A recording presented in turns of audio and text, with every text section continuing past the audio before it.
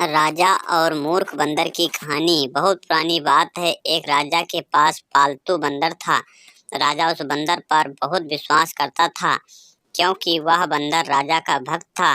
बंदर राजा की पूरी मन से सेवा करता था, लेकिन बंदर बिल्कुल मूर्ख था।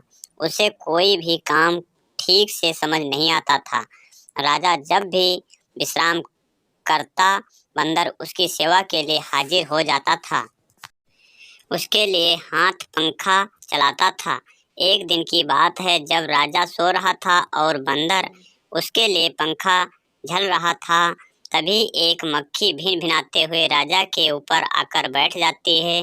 बंदर उस मक्खी को पंखे से बार बार भगाने की कोशिश करता है, लेकिन मक्खी उड़कर कभी राजा की छाती पर, कभी सिर पर, तो कभी जांघ पर जाकर बैठ जाती थी।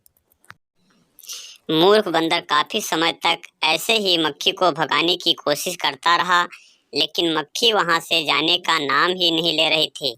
यह देखकर बंदर को क्रोध आ जाता है और वह पंखा छोड़कर तलवार निकाल लेता है।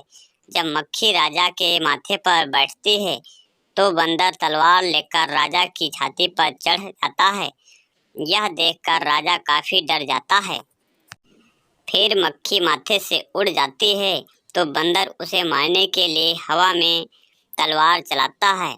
इसके बाद मक्खी राजा के सिर पर जाकर बैठ जाती है, तो बंदर के तलवार से राजा के बाल कट जाते हैं, और जब मूंछ पर बैठती है तो मूंछ कट जाती है। यह देख राजा कमरे से जान बचाकर भागता है और बंदर तलवार लेकर उसके पीछे भागता है। इससे पूरे महल में उथल पुथल मच जाती है। राजा और मूर्ख बंदर की कहानी से सीख। इस कहानी से यह सीख मिलती है कि किसी मूर्ख को ऐसा काम न सौंपें जो बाद में आपके लिए ही खतरा उत्पन्न कर दे। अगर दोस्तों यह कहानी आपको अच्छी लगी हो तो इस कहानी को लाइक करें, शेयर करें, और अभी तक हमारे चैनल को सब्सक्राइब नहीं किया है तो सब्सक्राइब करके नोटिफिकेशन बेल को ज़रूर दबाएं, जिससे हमारी प्रत्येक कहानी आपको मिलती रहे। धन्यवाद।